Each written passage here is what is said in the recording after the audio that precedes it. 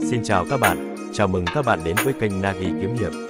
Dưới ánh trăng mờ ảo, tại vô lượng sơn động, hình ảnh của một người phụ nữ xuất hiện như thể từ một thế giới khác.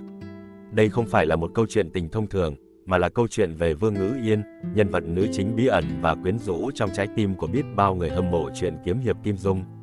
Nơi chúng ta khám phá những bí mật và sức hút khó cưỡng của Vương Ngữ Yên, một biểu tượng của sắc đẹp, trí tuệ và những mâu thuẫn tình cảm sâu sắc. Trong video hôm nay, chúng ta sẽ đi sâu vào cuộc đời và những khó khăn, đau khổ mà Vương Ngữ Yên đã trải qua, cũng như cách cô ấy chiến đấu với số phận để tìm thấy tình yêu đích thực của mình. Hãy cùng tôi lắng nghe và khám phá những điều thú vị về người phụ nữ đã khiến trái tim của không chỉ Mộ Dung Phục mà cả đoàn dự phải lay động. Đừng quên đăng ký kênh và bật thông báo, để không bỏ lỡ bất kỳ video nào từ Nagi Kiếm Hiệp, nơi chúng ta cùng nhau tận hưởng và trải nghiệm sự huyền ảo của thế giới kiếm hiệp qua từng trang sách. Vương Ngữ Yên là một cô gái xinh đẹp tuyệt trần, nhân vật mà Kim Dung thường gọi là thần tiên tỷ tỷ, hình ảnh hóa thân của pho tượng ngọc dưới đáy cung kiếm hồ mà đoàn dự đã từng gặp. Vương Ngữ Yên có số phận khá đặc biệt, nàng là con gái ngoại hôn của Đoàn Chính Thuần, người nước Đại Lý, với Vương Phu Nhân, người Tiên Ti. Tính ra thì nàng còn có các chị em khác có số phận giống như mình. Đó là A Châu, Ất Tử, Mộc Uyển Thanh và Trung Linh. Cả 5 người đều xinh đẹp, mỗi người một vẻ, 10 phân vẹn 10. Ta nói là phải khen Đoàn Chính Thuần gen tốt, hay là cặp mắt nhìn gái của ông quá sắc bén mà cua toàn là mỹ nhân thế không biết, chỉ khổ cho thằng con nuôi là Đoàn Dự mà thôi. Vương Ngữ Yên là người có khá nhiều tranh cãi của người đọc, nàng vừa được yêu mến và cũng là người bị ghét nhiều nhất. Người ta yêu mến nàng vì vẻ đẹp cuốn hút, nhẹ nhàng nhưng cũng chê bai vì cho rằng nàng quá yếu đuối và thay đổi tình cảm quá chóng vánh. Cá nhân tôi, với tư tưởng của một người đàn ông truyền thống, lại cảm thấy một sự hào cảm đặc biệt đối với Ngữ Yên, một người phụ nữ tuy mạnh mẽ nhưng vẫn cần được che chở. Ngữ Yên sở hữu một trí thông minh hiếm có khả năng thuộc lòng và hiểu rõ mọi chiêu thức võ học, khiến cô trở thành một từ điển sống về võ công. Mặc dù không biết võ, nhưng kiến thức uyên bác của cô đã khiến nhiều thế lực mong muốn chiếm đoạt cô để dùng làm áp lực với họ Mộ Dung. Giả thiết nếu mà cô không đọc các bí kíp võ công mà đọc các loại binh pháp với trị quốc, âm mưu quỷ kế thì liệu có thể trợ giúp cho Mộ Dung Phục nhiều hơn trong công cuộc phục quốc? Và biết đâu vì vậy mà hai người họ lại có kết cục khác thì sao? Lúc được Đoàn Dự cõng chạy trốn, nàng cũng thẳng thừng chỉ bảo Đoàn Dự cách giết người.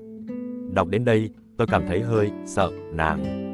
Một nữ nhân nhỏ tuổi, lại chỉ điểm cho người ta cách giết hại một người như không có gì, quả là có chút đáng sợ. Và, tuệ nhãn của nàng cũng không hề tệ, thẳng thừng nói với Lý Tướng Quân, người Mộ Dung Phục giả danh, rằng Đoàn Dự có thể hơn được hắn. Dưới sự chỉ bảo của nàng, đủ thấy, Vương Ngữ Yên tài năng hơn người, độ sắc sảo, ghê gớm cũng hơn người. Trong cả cuộc đời, Ngữ Yên chỉ hướng tình cảm về Mộ Dung Phục, người anh em họ của mình, một người đàn ông huênh hoang và khoác lác, người chỉ mơ về việc phục hồi Đại Yên và sẵn sàng hy sinh mọi mối quan hệ để đạt được mục tiêu đó. Trái ngược với Phục, Đoàn Dự của Đại Lý sẵn sàng từ bỏ mọi thứ, kể cả ngai vàng, để ở bên cạnh Ngữ Yên. Tình yêu tay ba giữa họ trở nên nhuốm màu hài hước và đáng buồn. Ngữ Yên không chỉ thu hút bằng sắc đẹp mà còn bởi giọng nói ngọt ngào của mình, làm lay động trái tim Đoàn Dự ngay từ cái nhìn đầu tiên. Giọng nói ấy, với sự dịu dàng và duyên dáng, đã khiến Đoàn Dự si mê, và sau đó là vẻ đẹp tinh khiết của nàng cũng làm mê hoặc anh. Ngữ Yên, với vẻ ngoài giống như bức tượng ngọc trong vô lượng động, được mệnh danh là thần tiên tỷ tỷ. Khi Mộ Dung Phục tham gia lễ tuyển phu ở Tây Hạ, Ngữ Yên lo sợ rằng võ công của biểu ca mình quá cao cường, có thể khiến anh trở thành rể của Tây Hạ và phá vỡ tình yêu của mình. Cô đã nhờ Đoàn Dự giúp đỡ, sử dụng lục mạch thần kiếm của gia tộc Đoàn để đánh bại Mộ Dung Phục và ngăn chặn âm mưu của anh. Tuy nhiên, cuộc đối đầu kết thúc khi Mộ Dung Phục đánh Đoàn Dự ngã xuống giếng và thổ lộ tham vọng thật sự của mình với Ngữ Yên, rằng hắn chưa bao giờ yêu cô. Ngữ Yên, trong tuyệt vọng, đã nhảy xuống giếng sâu.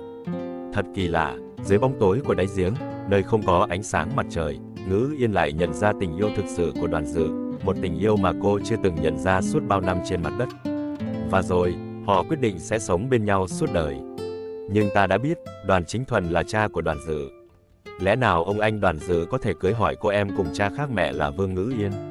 Cái mâu thuẫn ấy đã được đẩy lên đỉnh điểm của Thiên Long Bát Bộ khi độc giả kinh hoàng nhận ra mối quan hệ huyết thống giữa hai nhân vật trai gái trung tâm này. Ta có thể tưởng tượng ra cái thảm kịch để giúp họ hóa giải mối tình loạn luân. Cũng như Romeo và Juliet trong bi kịch của Shakespeare tìm cái trể để họ chuộc lỗi với đời và để cho đôi lứa có thể chia lìa nhau vĩnh viễn. Nhưng Kim Dung đã có một lối giải quyết khá thần kỳ, xứng đáng là bậc thầy trong nghệ thuật hư cấu tiểu thuyết. Ông lật ngược lại dĩ vãng của Đoàn Chính Thuần và Đao Bạch Phụng. Giận Đoàn Chính Thuần say mê nhan sắc của người phụ nữ khác. Đao Bạch Phụng đã làm một hành động cực kỳ thương luân bại lý, đem tấm thân cao quý của mình hiến dâng cho một gã ăn mày hôi hám, trôi sông giạt trở. Gã ăn mày đó chính là Đoàn Diên Khánh, người trong hoàng tộc nước Đại Lý, kẻ xứng đáng lên ngôi vua Đại Lý Nhây nhưng không được lên ngôi. Đoàn Dự chính là con của Đao Bạch Phụng và Đoàn Diên Khánh, Đoàn Chính Thuần chỉ là ông cha hở. Mà trong quy định hôn nhân của nước Đại Lý, anh em cùng tông tộc có thể cưới hỏi lẫn nhau, chính nhà Trần ở Việt Nam cũng áp dụng quy định này để ngai vàng khó lọt vào tay kẻ khác.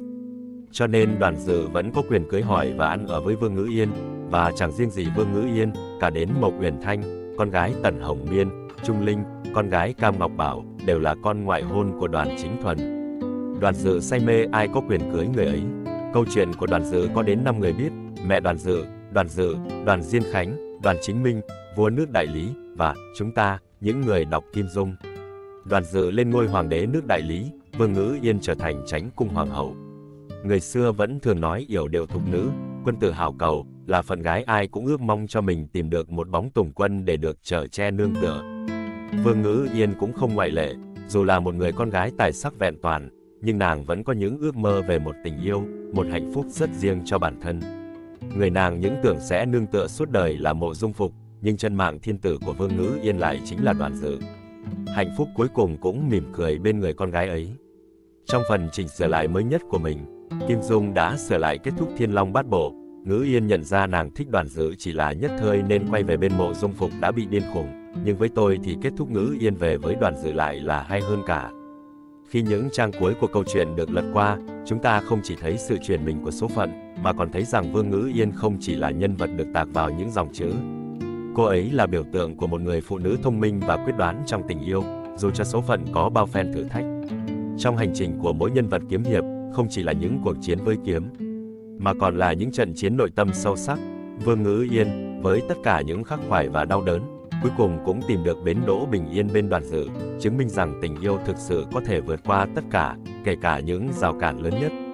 Cảm ơn các bạn đã theo dõi video này. Hy vọng câu chuyện về Vương Ngữ Yên đã mang lại cho bạn những cảm nhận sâu sắc về cuộc sống và tình yêu. Hãy tiếp tục đồng hành cùng chúng tôi tại Nagi Kiếm Hiệp để khám phá thêm nhiều câu chuyện kiếm hiệp hấp dẫn khác.